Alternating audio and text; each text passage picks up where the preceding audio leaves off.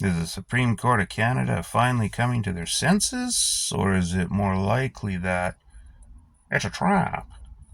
Hey man, Godfather here.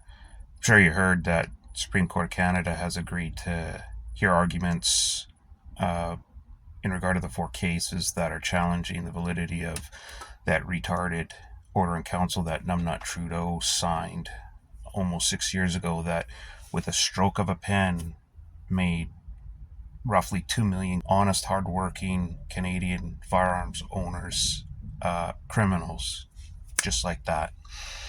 As if they don't have enough to deal with already, why not make 2 million more criminals out of thin air? Is this a good thing or a bad thing? Well, the Trudeau Carney Liberals never do anything that doesn't benefit them. So I would tend to say this is a bad thing that the Supreme Court has decided to hear these cases. And the reason I say that is because, of course, there are winners and losers, but once you get the Supreme Court involved, it's basically the end all. So while a win can be big, it's still not as big as a win for the government. And what I mean by that is the best we can hope for, if the Supreme Court agrees with these cases that the OIC was used inappropriately and that it has no validity, the best thing that's going to happen is they will kick it back to the government, and the government will just have to write actual proper legislation that will then go to the House of Commons and the Senate to be debated properly, like it should have been done the first time around. But it doesn't stop anything.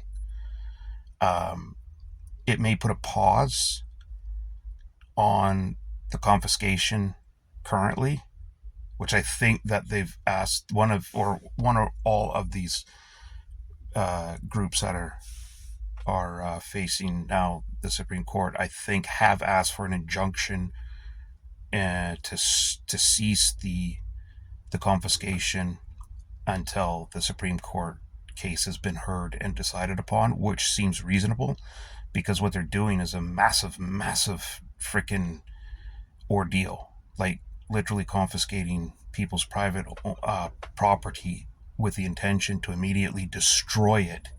So if the government, or if the Supreme Court of Canada comes back after this is all said and done in a year or two and says, actually, you know what, we side with the owners of the firearms, and their property shouldn't be confiscated under this manner, you should actually draft proper legislation and then do it. Well, how do you get your stuff back? You can't now.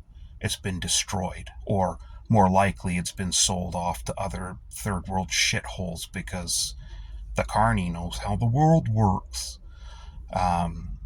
But that's another story for another day. That's, if we win, that's the best thing that happens, is it gets kicked back for the government to draft proper legislation. Now, of course, in that case, we'd hopefully have MPs bring in actual experts, actual criminologists, firearms experts, to come and testify and say why this is such a stupid, retarded ordeal, since the government isn't listening to the police or others that have gone and expressed their opinions openly on this subject. But if it's being debated in the House, they kind of have to, especially they break into committees to research it. They kind of have to listen to those people. They have to take that on record, and not just the word of so-called experts, these raving lunatic bitches, all this tight little group of Natalie Provo, these hand-picked cunts that just sit there and thumb through a book and go, ooh, that's a scary gun. Put that one on the list. Ooh, I saw this one yesterday when I was watching one of my TV shows, and this one gun, they shot it at a building and the whole building exploded and collapsed. So make sure that one goes on the list. In the meantime, it's actually a 22 LR. So you would get actual experts involved, which may make the legislation a little more palatable, and there may be some compromise, and it may be workable. It's not going to be great, but It may shut things down for a decade or two and give us some peace for once. That's the best case scenario for a win. Now, the flip side, if the government wins, then basically this gets shut down forever. And there's really not a whole lot of anything that we can do after that, because the Supreme Court will just simply say, yeah, that's it, that's fine, government did that, that's fine. Even though order in council was never intended to be used in this manner, it wasn't created to be used in this manner. It was created simply to allow the government to push through simple legislation and legislative acts that didn't require recalling of the House in those situations that everybody would agree upon anyway. That was the point and is the point of an OIC. And although I'm no lawyerologist, when numbnut Trudeau first did sign the original OIC back in 2000, 2001, whatever it was, 2000, I researched a lot of what OIC is. I only knew it vaguely from what I remembered from high school, which wasn't much. But I couldn't find a single case, a single precedent in any of the Westminster Commonwealth countries where, under the Westminster system, where it was used in a manner so broad and that touched so many people. We're talking over 2 million Canadians' lives were affected by this. Businesses lost, lives ruined, sports degraded. It's an abomination, and that's not something you just do with one person with a stroke of a pen. That's not democratic in any way, shape, or form. Something like this needs to have proper legislation drafted. It needs to be debated ad nauseum at both levels, and compromises need to be made. Debate needs to go on. Something like this should take a year or two in the House to debate before it's passed, because they're going to call this signed, settled, and sealed, right? And you can't do that.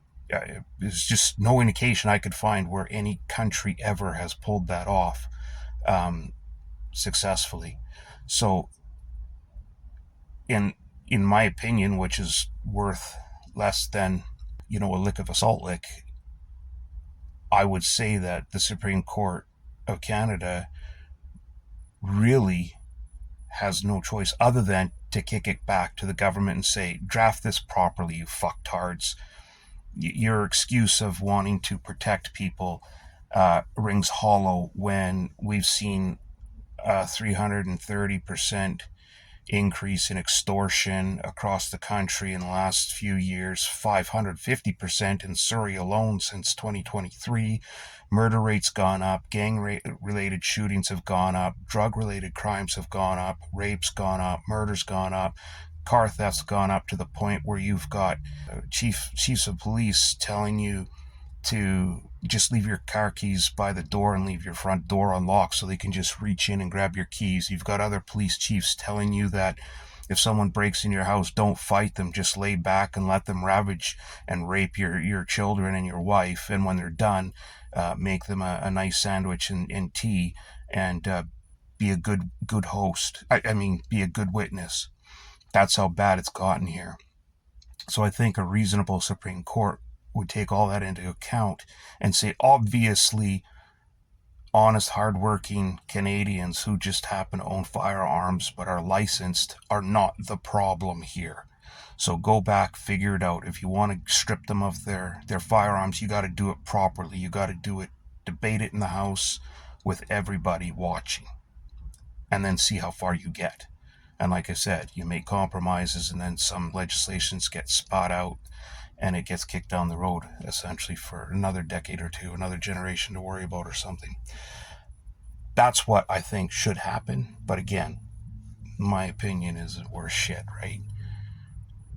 But why the timing? The timing's weird. It's almost like they said, okay, the government said, okay, if we're not doing good numbers within like 10 days of the close date of confiscation, where you can stick your hand up and say, excuse me, sir, I have these. Could you come confiscate them from me, please? Could you please come now? If they don't have big numbers, then I think they're like, okay, let's tell the SCC to say that they're going to hear the case. Don't give a date when they're going to do it, though. Get everyone's hopes up, get their guard down. Hopes up, guard down. People might start feeling a bit emboldened.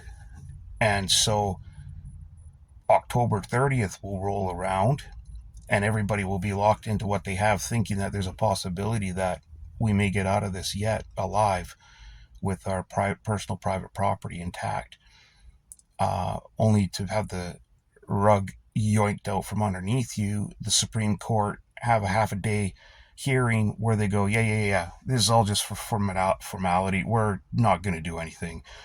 We're not going to side with you. We're not even going to bother hearing you out reasonably. We're just going to go ahead and say, yeah, everything the government did was fine, because they're not going to risk their jobs.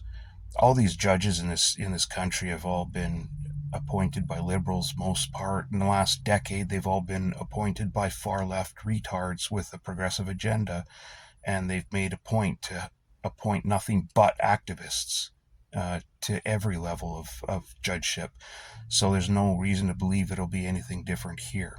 So at the end of the day, that's probably what's going to happen. They're not getting the numbers, they being the liberals, they're not getting the numbers they thought they would get. So they're going to pull this shenanigan with the Supreme Court.